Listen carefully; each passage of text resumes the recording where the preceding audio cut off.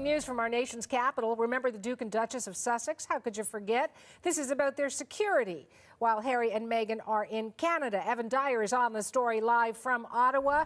What's the news, Evan? The news, Suhanna, is that Canada will not be picking up the tab, the rather expensive security tab for the couple following their departure from official duties with the royal family on March 31st. So we learned a couple of things actually this morning in a statement from Public Safety.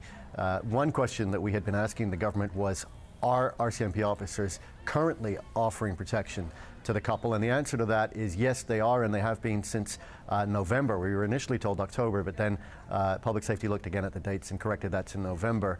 And that would have been normal at the time because, of course, they arrived in Canada on what was at the time understood to be a temporary visit. They were still working members of the royal family. As such, they would qualify as what's called internationally protected persons under Canadian law. That's always been the practice in Canada, that when working members of the royal family visit the country temporarily, Canada takes charge of their security. So that was the arrangement that they have been living under, even as they've made it clear to the world that this was not a temporary visit to Canada, that it was morphing into something much more permanent, and that they were going to be leaving those official duties. And then we saw negotiations begin between Canada and the British government, and Buckingham Palace was involved in negotiations as well, as were the couple themselves.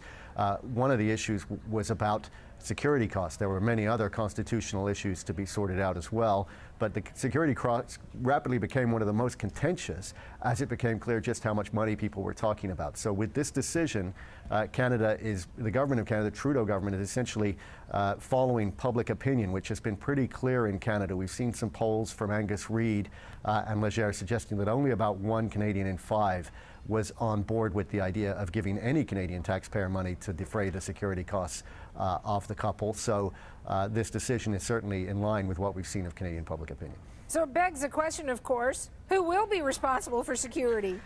That's the great hot potato that now lands essentially in the lap of the British government and the Metropolitan Police of London, which is the prime police force for protection of this couple, and also the couple themselves, it must be said, because we're seeing a lot of signs that within Britain this is also quite an unpopular move. Megxit has been panned in the British press, and the security costs have been an issue.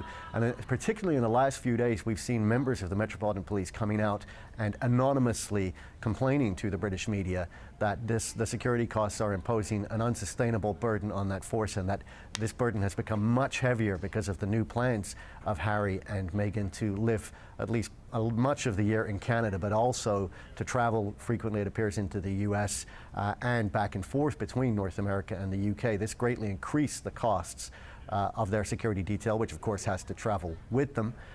So we're looking at a bill, it's been estimated, within the range of about 10 to perhaps as high as $30 million a year or more. One former protection officer who actually worked in this security detail estimated it at £20 million, which is actually, I think, slightly over $30 million. So it's not a mere symbolic expense that Canada is saying no to here. It's actually a pretty significant chunk of money. No kidding. I'm just picking up my jaw from the floor right now. $30 million bucks for security. Wow.